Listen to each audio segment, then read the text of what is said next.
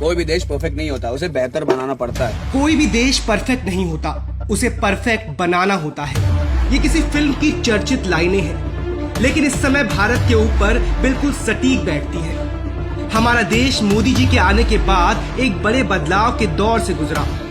Surgical strike, स्वच्छ भारत अभियान, काला बाजारी पर रोक, 370 हटाना, राम मंदिर का निर्माण और आतंकियों का सफाया, ऐसे अनगिनत कार्यों ने विश्व भर में भारत की छवि को बिल्कुल बदल दिया। अब विरोधी देशों के लिए एक नया भारत है, लेकिन जो कांग्रेसी चमचे इस नए भारत और मोदी सरकार की आलोचना से अपना पेट भरते हैं, उनके लिए कुछ खास आंकड़े लेकर आए हैं कि कैसे कांग्रेस राज में देश में मातम का माहौल था और कैसे आतंकी आए दिन भारत पर बड़े हमले करते थे और आराम से हवा में गायब भी हो जाते थे। बीजेपी 22 मई 2004 को अटल जी की सरकार की औपचारिक रूप से विदाई हुई और इसके बाद देश में आतंकियों और पंचमक्कारों ने कितना कत्लेआम किया, इसे समझिए। वहीं कोरोना महामारी में एक ईमानदार प्रधानमंत्री का मजाक उड़ाने वाले इसे जरा गौर से देखें। गांधी परिवार ने श्री मनमोहन सिंह को प्रधानमंत्री के पद पर जब नियुक्त किया, उस समय देश में हालात क्या हो गए थे। 5 जुलाई 2005 अयोध्या में राम जन्मभूमि पर आतंकवादी हमला, 6 लोग मरे और दर्जनों घायल।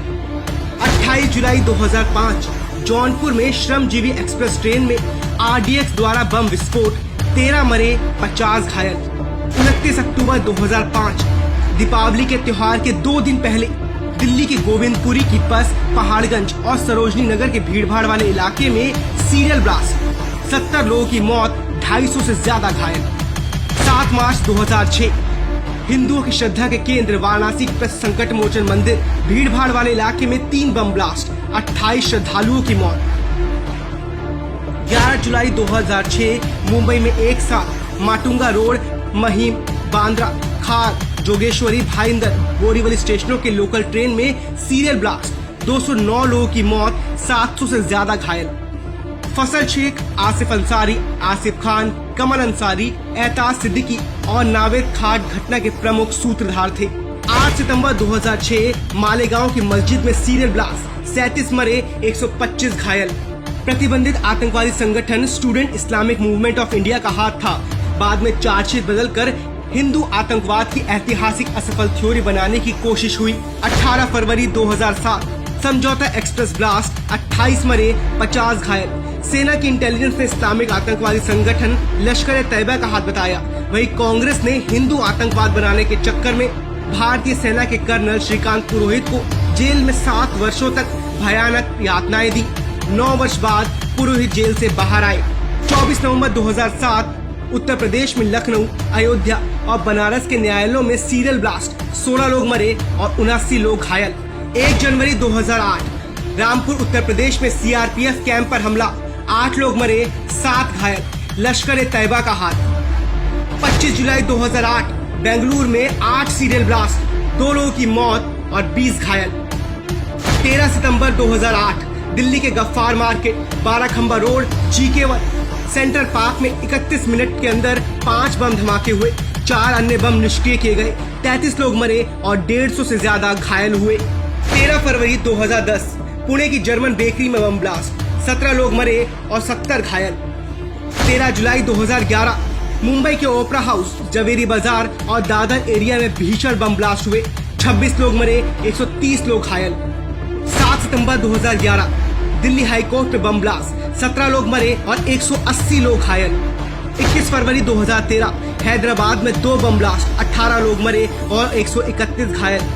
इंडियन मुजाहिदीन का फाउंडर यासीन भटकल, असदुल्ला अख्तर तहसीन, अख्तर एजाज शेख बम ब्लास्ट के मास्टरमाइंड थे।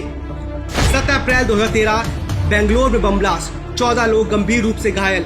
1 मई 2014 चेन्नई में गुवाहाटी बेंगलोर एक्सप्रेस पे बम ब्लास्ट, 2 लोग मरे, 14 गंभीर रूप से घायल।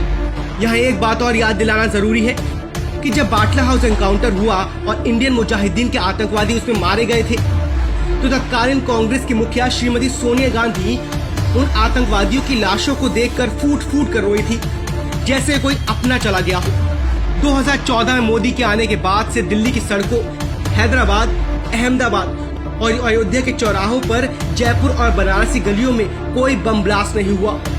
जहां कोई मंदिर या मस्जिद जाने वाला, कोई दिवाली के लिए खरीदारी करने वाला, कोई रेस्टोरेंट में अपने परिवार के साथ बैठा व्यक्ति या मुंबई की लोकल ट्रेन में यात्रा करता नागरिक उसकी चपेट में आया हो।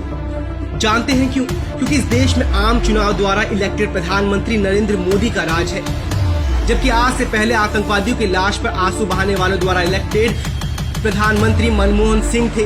आज देश आतंक और आतंकवादियों की कब्र खोद रहा है। पिछले 2 सालों में 300 से ज्यादा आतंकियों को जहन्नुम पहुंचा दिया गया है। आज देश के लोग चैन की नींद सोते हैं क्योंकि देश का चौकीदार और देश की सेना अपना काम पूरी मुस्तैदी से कर रहे हैं।